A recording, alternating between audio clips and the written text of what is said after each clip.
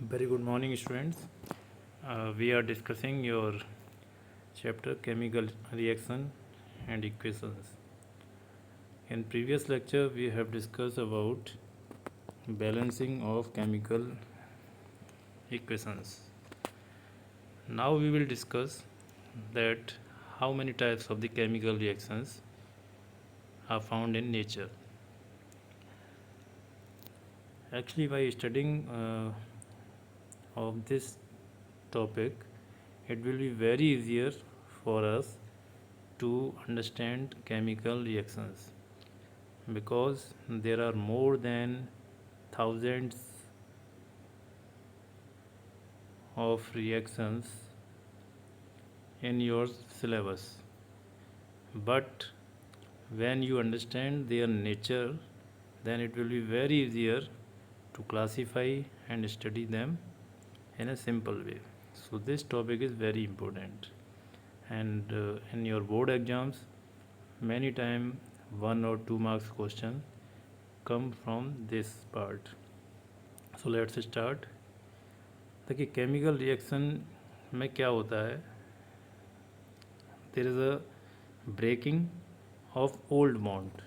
For example this is a substance A B, इसको हम क्या बोलेंगे, रिएक्टेंट. और फर्स्ट ऑफ ऑल क्या होता है, ये ब्रेक होता है ए एंड बी में, है ना. इनके बीच में एक बॉन्ड है ए बी बॉन्ड. ये बॉन्ड क्या होता है, ब्रेक हो जाता है ना. जब ये बॉन्ड ब्रेक होता है उसके बाद हमारा क्या है, ए फॉर्म होता है और बी फॉर्म होता है ना. फिर ए कंबाइन करता है किसी थर्ड सब्सटेंस सी से और फाइनली क्या बनाता है हमारा प्रोडक्ट ए सी. ठीक है. कोई भी केमिकल रिएक्शन इस तरीके से होता है, पहले ओल्ड बॉन्ड ब्रेक होते हैं, फिर न्यू बॉन्ड फॉर्म होते हैं. अच्छा, इसके बाद जो टाइप्स ऑफ केमिकल रिएक्शंस हैं हमारी 5 काइंड्स की हैं. Combination reaction, decomposition reaction, displacement reaction, double displacement and oxidation. जैसा इनका लिटरेरी मीनिंग है ना, बिल्कुल उसी वे में ये रिएक्शंस में आप देखेंगे चेंजेस, तो काफ़ी एनालॉजी सिमिलरिटी आपको दिखाई देगी. फर्स्टली हम बात करेंगे that is combination reaction. So in combination reaction, what happen? Combination is formed by combining two or more substance. For example, carbon when mixed with oxygen it forms CO2. यानी दो या दो से ज़्यादा सब्सटेंस जब एक दूसरे के कांटेक्ट में आएंगे, रिएक्ट करेंगे, उससे जो हमारा प्रोडक्ट बनता है वो कंबाइन प्रोडक्ट बनता है. तो इसको हम कॉम्बिनेशन, या एक और वर्ड है सिंथेसाइज, है ना, सिंथेसिस. ऐसे फोटोसिंथेसिस आपने सुना होगा, है ना, फोटोसिंथेसिस. तो वहाँ पर क्या हो रहा है, वहाँ पर भी सिंथेसिस हो रही है, लेकिन वो सिंथेसिस क्या कैसे हो रही है, in presence of photon energy. Photon energy कौन सी होती है, जो सन से हमें मिलती है. फोटोन एनर्जी कौन सी होती है, जो सन से मिलती है ना. और देखिए कई सारे एग्जांपल्स हैं. एक ही एक्टिविटीज़ दिखाई है, इसमें आपने वाटर लिया और वाटर के अंदर कैल्शियम ऑक्साइड CaO, है ना, इसको हमने ऐड किया किसमें, वाटर में. तो इससे जो प्रोडक्ट बना दैट इज़ CaOH का होल ट्वाइस, कैल्शियम हाइड्रोक्साइड, है ना. तो यहाँ पर देखिए दो सब्सटेंस है, एक वाटर है और दूसरा हमारा कैल्शियम ऑक्साइड है, और प्रोडक्ट हमारा क्या बना, Ca, सिंगल प्रोडक्ट बन रहा है जो कि दोनों का क्या है, कॉम्बिनेशन से बन रहा है. क्लियर. और भी कई एग्जांपल्स हैं, जैसे हाइड्रोजन क्लोरीन, हाइड्रोजन गैस है, क्लोरीन गैस है, सनलाइट की प्रेजेंस में HCl बना रहे हैं, हाइड्रोक्लोरिक एसिड. ऐसे हाइड्रोजन ऑक्सीजन है, ये कंबाइन होकर के वाटर बना रहे हैं. सल्फर डाइऑक्साइड गैस है, वो ऑक्सीजन के साथ रिएक्ट करके SO3 बना रही है. अमोनिया NH3 क्या होता है, अमोनिया, और ये HCl के साथ रिएक्ट करके NH4Cl एक सॉल्ट बना रहे हैं. तो ये सारी रिएक्शंस हमारी क्या है, कॉम्बिनेशन। कॉम्बिनेशन में क्या होता है, जब टू या मोर सब्सटेंसेस कंबाइन होंगे, है ना, बहुत सिंपल है। देखिए वाटर बन रहा है, किससे बन रहा है, हाइड्रोजन ऑक्सीजन। तो कॉम्बिनेशन रिएक्शंस में जनरली हम देख सकते हैं कि कोई प्रोडक्ट है, कोई सॉल्ट है ना, तो उसके जो कंपोनेंट होते हैं वो रिएक्टेंट होते हैं और उनके कॉम्बिनेशन से फाइनल प्रोडक्ट बनता है। अच्छा, इन रिएक्शंस में जनरली क्या होता है, हीट रिलीज होती है ना। सेकंड है हमारा decomposition reaction. Decomposition just opposite है किसके, कॉम्बिनेशन के, है ना। तो डिकम्पोजिशन रिएक्शन में क्या होगा, a single compound breaks up into two और मोर सिंपलर सब्सटेंस। देखिए यहाँ एग्जांपल आप देखिए, ये वाला वाटर का जब हम इलेक्ट्रोलिसिस करते हैं तो वो हाइड्रोजन और ऑक्सीजन में ब्रेक होता है। ये तो हो गया डिकम्पोज, सिंगल सब्सटेंस, है ना, और ये ब्रेक हो रहा है, किस में ब्रेक हो रहा है, हाइड्रोजन एंड ऑक्सीजन। जबकि कॉम्बिनेशन रिएक्शन में क्या हो रहा था, देखिए यहाँ पर हाइड्रोजन और ऑक्सीजन दोनों कंबाइन करके वाटर बना रहे थे। यहाँ पर कॉम्बिनेशन हो रहा है, इसका अपोजिट करेंगे, लेकिन अपोजिट होगा इन प्रेजेंस ऑफ इलेक्ट्रिसिटी, है ना, हम इलेक्ट्रिकल एनर्जी देंगे तो ये ब्रेक हो जाएगा हाइड्रोजन और ऑक्सीजन में। तो देखिए यहाँ पर हमने बताया कि जो कॉम्बिनेशन रिएक्शन है उसमें हीट रिलीज़ होती है, हीट क्या होती है, रिलीज़ होती है।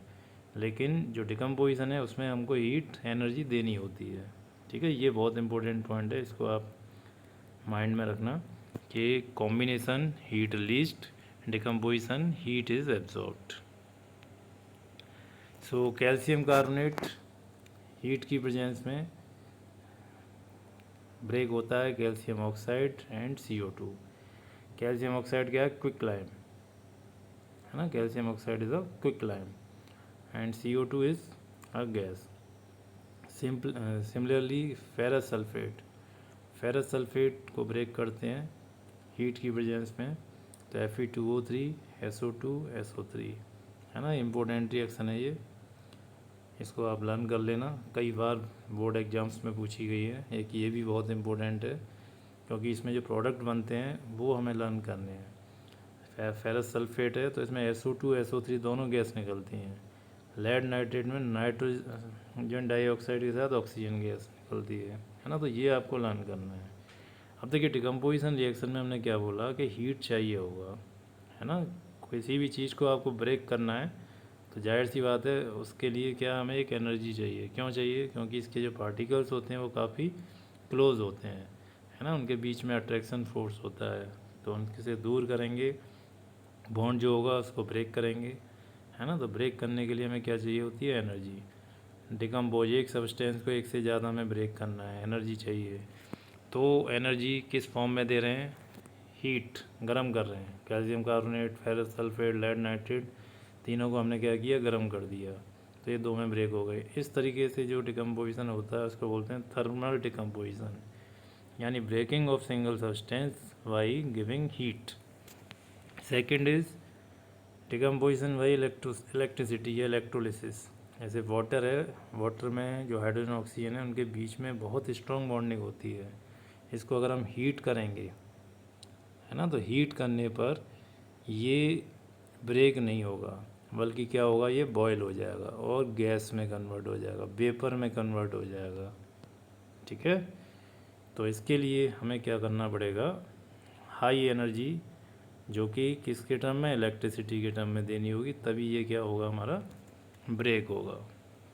Now the third one, decomposition by sunlight, है ना, सिल्वर क्लोराइड AgCl, है ना, इसको सनलाइट की प्रेजेंस में हम ब्रेक करेंगे तो क्या होगा,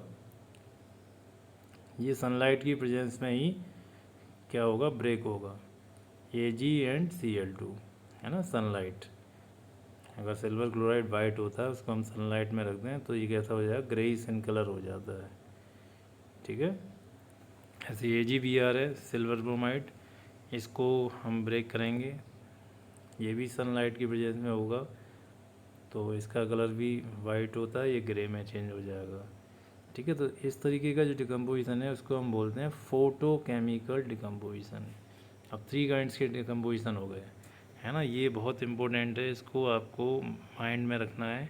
डिकम्पोजिशन में हीट देनी होती है ना।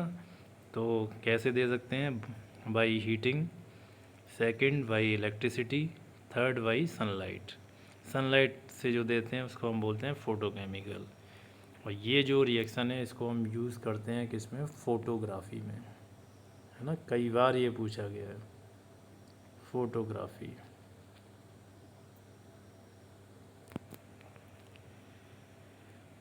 सो decomposition reaction is called opposite of combination reaction. ये हमने पहले डिस्कस कर लिया। जैसे यहाँ से ये वाटर फॉर्म हो रहा है इलेक्ट्रिक स्पार्क से, इलेक्ट्रोलिसिस से हमारा हाइड्रोजन और ऑक्सीजन फॉर्म हो रहा है। ठीक है, आज की क्लास में हम इसी को बात कर रहे हैं। नेक्स्ट में डिस्प्लेसमेंट के बारे में बात करेंगे। ठीक है, थैंक यू।